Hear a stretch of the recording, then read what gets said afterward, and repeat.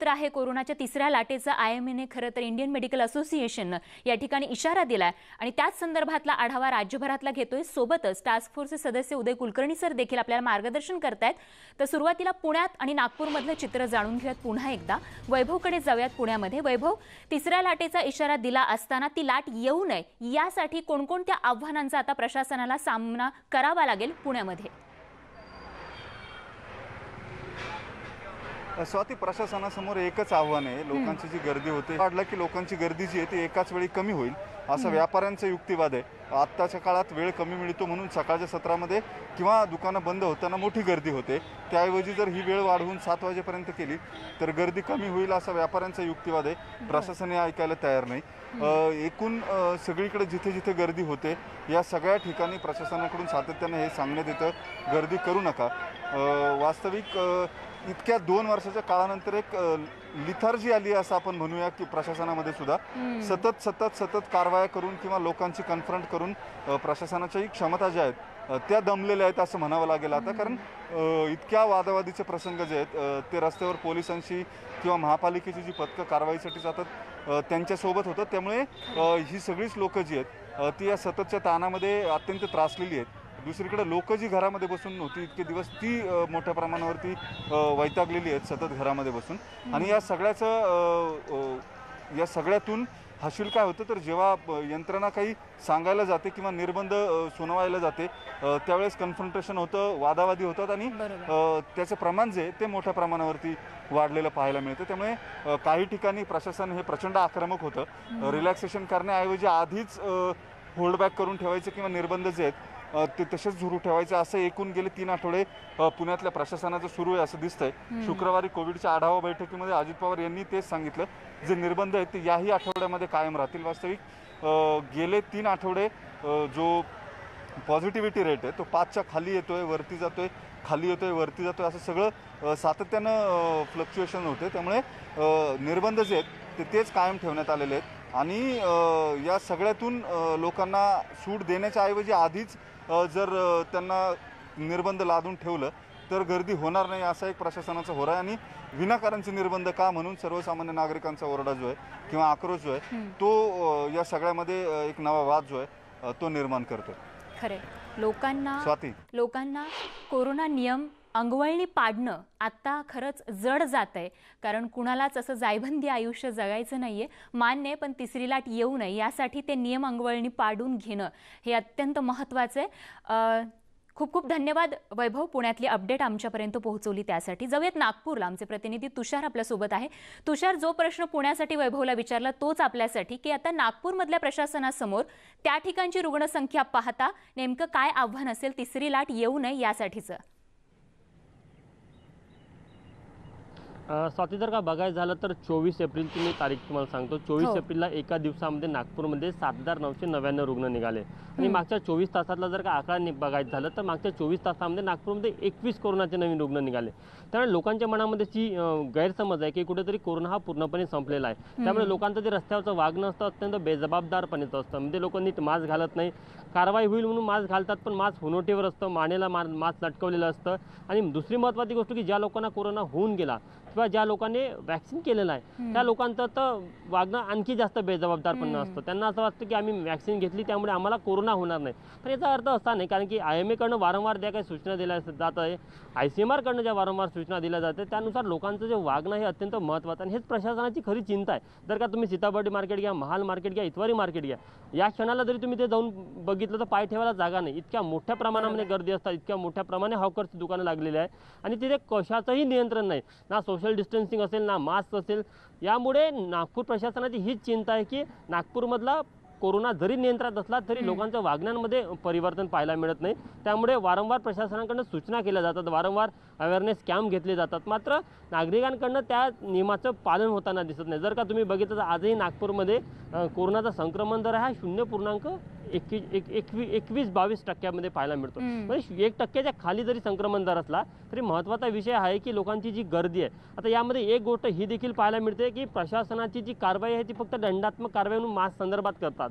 मात्र प्रशासनानं ही गोष्ट देखील लक्षात ठेवायला पाहिजे का त्यांनी जर का 4 वाजेपर्यंत दुकान असेल, मार्केट असेल ही खुली करण्याची जर का परवानगी दिली, त्यासाठी काही नियम स्वतः प्रशासनाने लावून दिले. त्या नियमाचं पालन होते की नाही याची पाळत ठेवण्याचं काम प्रशासनाचं आहे. मात्र ती पाळत प्रशासनाकडनं ठेवली जात नाही. त्यामुळे मग लोकांचा बेजबाबदारपणा असेल तो सातत्याने पाहायला मिळते आणि हीच प्रमुख नागपूरमधली समस्या आहे. आणि विशेष करून जर का तुम्ही ग्रामीण भागामध्ये गेले तर यापेक्षाही आणखी बिकट परिस्थिती, तिथे तर लोक मास्कच घालत नाही आणि सोशल डिस्टन्सिंग नियमाचा तर प्रश्नच येत नाही. त्यामुळे शहर असो किंवा ग्रामीण असो दोन्ही ठिकाणी लोकांचा बेजबाबदारपणा वागताना पाहायला मिळतं आणि हीच प्रशासनाची डोकेदुखी आहे. खरे तुषार, स्वयंशिस्त माणसाने स्वतःलाच लावणं आणि प्रशासन आणि नागरिकांमध्ये सुसंवादातून खरं तर या सगळ्या गोष्टी घडायला पाहिजेत, ज्या काही ठिकाणी घडत नाहीत. नागपूरमधली अपडेट वेळोवेळी आमच्यापर्यंत पोहोचवता त्यासाठी खूप खूप धन्यवाद. पुन्हा परत नागपूरमधल्या बातमीसाठी आपल्याकडे येऊ, पण तूर्त या सविस्तर माहितीसाठी धन्यवाद तुषार. आणि त्यानंतर टास्क फोर्स सदस्य उदय कुलकर्णी आपल्या सोबत आहेतच. कुलकर्णी सर, पुण्या आणि नागपूरमधली परिस्थिती तुम्ही ऐकलीच असेल, आमच्या प्रतिनिधींनी सांगितलेली सगळी त्या ठिकाणची वस्तुस्थिती नेमकी काय आहे. स्वयंशिस्त लावणं हेच खरं तर मोठं आव्हान आहे प्रशासनासमोर देखील. एक महत्त्वाचा प्रश्न उदय सर आपल्यासाठी हा की दुसऱ्या लाटेत जर आपण पाहिलं तर मृत्यूदर वाढल्याचं आपल्याला बघायला मिळालं. आता नागरिकांचं वर्तन पाहता तिसऱ्या लाटेत मृत्यूदर मोठ्या प्रमाणात वाढू नये यासाठी आता काय काळजी घेणं, कोणत्या गोष्टींवरती काम करणं गरजेचं आहे? आपल्याला सगळ्यांना माहिती आहे की पहिल्या लाटेमध्ये काही आपल्याला अंदाज आला होता हा रोग कसा जातोय. दुसऱ्या लाटेमध्ये त्यांनी आपलं स्वरूप पूर्ण बदललं आणि त्यामुळे आपल्याला ऑक्सिजनची कमतरता, पेशंट तिथपर्यंत न पोहोचणं, अशा सगळ्या गोष्टी झाल्या आणि त्याच्यामुळे जे नवीन व्हेरियंट जो आला त्यांनी पुणा आणि बाकीच्या ग्रामीण भागामध्ये याचं प्रमाण खूप मोठ्या प्रमाणात मृत्यूचं आलेलं आहे. जसं आपल्या इथे महाराष्ट्रात आहे तसंच युपी, बिहार आणि त्याचप्रमाणे मध्य प्रदेश या भागामध्ये सुद्धा मृत्यूचं प्रमाण आपल्याला बऱ्यापैकी बघायला मिळालं. आणि त्याचं एक कारण म्हणजे लोकांना वेळच्या वेळी सगळ्या ज्या काही त्या सुविधा आहेत त्या उपलब्ध होऊ शकल्या नव्हत्या. म्हणून प्रशासनाने ऑक्सिजन प्लांट पासून ऑक्सिजनची अवेलेबिलिटी पर्यंत सगळ्या गोष्टी ज्या आहेत त्याची तयारी सुरू केली. दुसऱ्या बाजूला तिसऱ्या लाटेमध्ये लहान मुलांना त्या ठिकाणी त्रास होऊ शकेल म्हणून आता सगळीकडे लहान मुलांना अकोमोडेट करणारी आयसीयू युनिट्स तयार करण्याच्या दृष्टीने प्रयत्न चालू झालेले आहेत. म्हणजे आपल्याला लक्षात येईल की एका बाजूनी हा जो आता पॉज मिळतोय, ती आपल्याला वेळ मिळतेय, त्याच्यामध्ये प्रशासन पूर्णतः त्यांची तयारी तिसऱ्या लाटेची संभाव्यता लक्षात घेऊन तयारीकडे लागलेलं आहे. आणि त्यांच्याकडे तयारीकडे लागण्यासाठी त्यांना हेल्थ सर्व्हिसेस जास्तीत जास्त चांगल्या देण्याच्यासाठी प्रयत्न करणं हे त्यांचं काम चालू आहे. पण त्याबरोबर लोकांची जबाबदारी जी आहे की तिसरी लाट जर आली तर त्याच्यामध्ये लवकरात लवकर, म्हणजे एक असं सांगितलं जातं की अर्ली डिटेक्शन, लवकरात लवकर जर समजलं तर त्याच्यावरती उपचार चांगले होऊ शकतात. आणि लवकरात लवकर तुम्ही लोकांनी डॉक्टरांच्याकडे जाणं, जसं स्वयंशिस्त हा भाग आपण घेतला त्याच्यामध्ये सामाजिक संस्था आणि डॉक्टर यांना इन्व्हॉल्व्ह करून घेतलं तर कदाचित हा संदेश लवकर जाऊ शकतो. तसंच या ठिकाणी लोकांनी जर समजा प्रशासनाला सहकार्य करायचं म्हणजे वेगळं काही करायचं नाहीये. जसं आता या ठिकाणी 4 पर्यंतच दुकानं उघडी ठेवण्याच्या मागे शासनाची जी काही भूमिका आहे त्याच्याच बरोबर शासनाला योग्य पद्धतीने पटवून दिलं की जेवढं डिस्पर्शन म्हणजे जेवढा वेळ लोकांना एकत्र ते काय येत आहेत, कारण तेवढाच वेळ त्यांना अवेलेबल आहे. त्याच्या जागी सकाळी 7 पासून रात्री 11 पर्यंत जर समजा दुकानं उघडी ठेवली आणि दुकानांमध्ये काही ठराविक पद्धतीनेच आतमध्ये प्रवेश दिला तर कदाचित ती गर्दी जी आहे ती होणार नाहीये. गर्दी कशी होणार नाही याच्यासाठीच शास्त्रीयपणाने जर समजा तुम्ही शासनाला पटवून दिलं तर त्या गोष्टी शासन करायला, शासन हे ओपन माइंडेडली या सगळ्या गोष्टींच्याकडे बघतंय. तुम्हाला माहितीये की आज जे काही बदल केले जात आहेत वेगवेगळे, हे बदल जसं त्यांना त्या ठिकाणी बाहेरून गोष्टी समजतायत त्याप्रमाणे केले जात आहेत. मग याच्यामध्ये जर समजा योग्य पद्धतीने शासनापर्यंत ही गोष्ट मांडली गेली की एकत्रपणाने गर्दी का होते, कारण ठराविकच वेळ दिला जातोय, त्याच्या जागी जास्त वेळ जर समजा दिला तर तुम्हाला लोकांच्याकडनं सहभाग होईल आणि गर्दी कमी झाल्यामुळे होणारा संभव आहे. कारण याच्यामध्ये सगळ्यात महत्वाचा भाग म्हणजे सोशल डिस्टन्सिंग हे जास्त चांगल्या पद्धतीने सांभाळलं जाऊ शकेल, लोक जास्त इझिली मूव्ह होऊ शकतील, गर्दी कमी होईल. पण हे योग्य पद्धतीने जर समजा आलं तर त्याच्यावरती शासन कारवाई करू शकतंय. दंडात्मक कारवाई हा शासनाचा उद्देश कधीही नाहीये. पण ज्यावेळी बेशिस्त आणि त्याच्यामध्ये लोकांना धन्यता वाटते की मी हे केल्याने काहीतरी वेगळं करतोय, मी असा नियम तोडतोय. तर ते जोपर्यंत लोकांच्या मनात येत नाही की शासन हे माझ्यासाठी आहे, मी त्याला सहकार्य करायचं म्हणजे मी माझे स्वतःचे नियम पाळायला पाहिजेत ना. सिग्नल तोडून बाहेर जाणं आणि नंतर दंड घेणं याच्यामध्ये शासनाला किंवा कोणालाच आनंद नसतो. खरंय. पण तुम्ही जर समजा नियम पाळत असाल तर आपोआपच शासन तुमच्याकडे सहानुभूतीने बघणार आहे. हा झाला शासन आणि लोकांचा विषय. मध्ये जी आपली आरोग्य व्यवस्था आहे, म्हणजे आमच्यासारखे जे डॉक्टर्स याच्यामध्ये वेगवेगळ्या स्तरावरती काम करतायत, हो. इतर सामाजिक संस्था काम करतायत, मग त्या ठिकाणी रोटरी असू दे, लायन्स असू दे, ही सगळी मंडळी तुमच्यापर्यंत येऊन तुम्हाला सांगायचा जो प्रयत्न करतायत, कुठेतरी acceptability to adjust to the society. म्हणजे आता अगदी आतापर्यंत मी माझ्या एकट्यापुरतं बघत होतो. मध्ये शासनाने सांगितलं की माझं कुटुंब माझी जबाबदारी, माझी स्वतःची जबाबदारी. तसं माझा समाज ही सुद्धा माझी जबाबदारी नाहीये का? खरंय. माझ्याकडून आणि त्याच जबाबदारीची जाणीव लोकांच्या गळी घालणं, खरं तर त्यांच्या अंगवळणी पाडणं, हेच मोठं आव्हान आहे. उदय सर, नेहमी असंच मार्गदर्शन आम्हाला तुमचं लाभतं. आज तुम्ही खूप सविस्तरपणे काय काळजी घ्यायला हवी, टास्क फोर्स देखील कोणत्या गोष्टींची तयारी करते, कोणत्या गोष्टींवरती विचार करते, याबद्दल संवाद साधला आणि तुमच्या मार्गदर्शनाचा निश्चितच आमच्या प्रेक्षकांना लाभ होईल यात काही खरंच. आणि आम्हाला देखील खूप चांगलं मार्गदर्शन मिळालं, खूप चांगले मुद्दे तुम्ही मांडले. खूप खूप धन्यवाद. वेळेअभावी तुम्हाला थांबवावं लागतंय.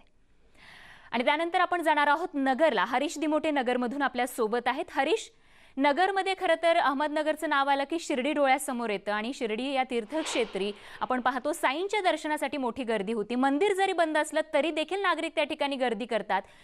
अहमदनगरकरांना कोरोना नियमांची आठवण आहे का, की त्यांना आता जाणीव करून द्यावी लागते की कोरोना अजून गेलेला नाहीये बाबा? नक्की स्वाती, जसं तू म्हणतेस तसं अहमदनगरकरांना किंवा शिर्डीच्या साई भक्तांना देखील याची जाणीव करून देण्याची वेळ आलेली आहे असं म्हणावं लागेल. आपण जर बघितलं तर गेल्या वर्षी शिर्डीचं साईबाबांचं मंदिर मार्च ते नोव्हेंबर असं जवळपास 8 महिने बंद होतं. त्यावेळी खरं तर कोरोनाचा जो आकडा आहे तो नियंत्रणामध्ये होता. मात्र जेव्हा नोव्हेंबरमध्ये आंदोलनं झाली, त्यानंतर मंदिरं सुरू झाली, त्याचा परिणाम मात्र शिर्डीकरांना भोगावा लागला आणि शिर्डीतलं जे कोरोनाचा जो फैलाव आहे तो मोठ्या प्रमाणामध्ये इथे फैलावला होता. इथले कर्मचारी असतील, नागरिक असतील किंवा साई भक्त असतील, यांना मोठ्या प्रमाणामध्ये कोरोनाची लागण झाली. अनेकांना जीव देखील गमवावा लागला. त्यामुळे आता परत एकदा मंदिर बंद आहे. मंदिर बंद जरी असलं तरी 3 महिन्यापासून मंदिर बंद आहे, तरी आपण आता मंदिर परिसरात आहोत. आपण बघू शकतो की मोठ्या प्रमाणामध्ये भाविक या ठिकाणी येताना दिसत आहेत. मंदिराची कपाटं भक्तांसाठी बंद आहे, मात्र कुठेतरी कळस दर्शन घेऊन बाबांचं दर्शन घेतल्याचं समाधान लोक मानत असले तरी कोरोनाची जी तिसरी लाट आहे त्या पार्श्वभूमीवरती खरं तर लोकांनी काळजी घेणं गरजेचं आहे. आपल्यासोबत इथले साई भक्त आणि इथले रहिवासी शिंदे सर आहेत. काय वाटतं, लोक काळजी घेत नाहीये का शिर्डीमध्ये? काळजी घेतात लोक. काय माहिती का, 10 महिन्यापासून आज शिर्डीतले सगळे दुकानदार आणि सगळ्या दुकानदारांचे जे उदरनिर्वाह आणि त्यांचे पोटपाण्याची उपजीविका ही त्या दुकानावरच आहे. जर दुकानं नाही चालू झाले, मंदिर जर नाही झालं तर या लोकांनी काय करायचं? कारण त्यांना दुसरा पर्याय नाही. आणि ज्या टायमाला मागच्या वेळेस मंदिर चालू झालं त्या टायमाला साईबाबा संस्थांनी रोजचे 6,000 लोकांना दर्शन द्यायचे, ते पण एकदम सुंदर आणि व्यवस्थित. सगळ्यांचं सॅनिटायझिंग व्हायचं, सगळ्यांना मास्क लावलं जायचे, सगळ्यांना डिसिप्लिनली दर्शन व्हायचे. आता उलट मंदिर चालू नाही त्यामुळं तो आणतो जो तो पाहिजे तसं वागतो. मंदिर चालू असल्यामुळं ऑनलाईन दर्शन पास भेटायचे आणि सगळेजण नियमाचं पालन करून मंदिरातून जायचे आणि कमी लोक यायचे का पास मोजके लोकांना भेटे आणि 6,000 लोक कमीत कमी रोजचे दर्शन घेऊन जायचे. मात्र दुसरीकडे आता परत तिसरी लाट येऊ घातली आहे. त्या पार्श्वभूमीवर तुम्हाला काय वाटतं, लोकांनी, नगरकरांनी काय काळजी घेणं गरजेचं आहे? नगरकरांनी मास्क वापरलं पाहिजे, सॅनिटायझरचा वापर केला पाहिजे, डिस्टन्शन ठेवलं पाहिजे, ते त्यांनी पाळलंच पाहिजे.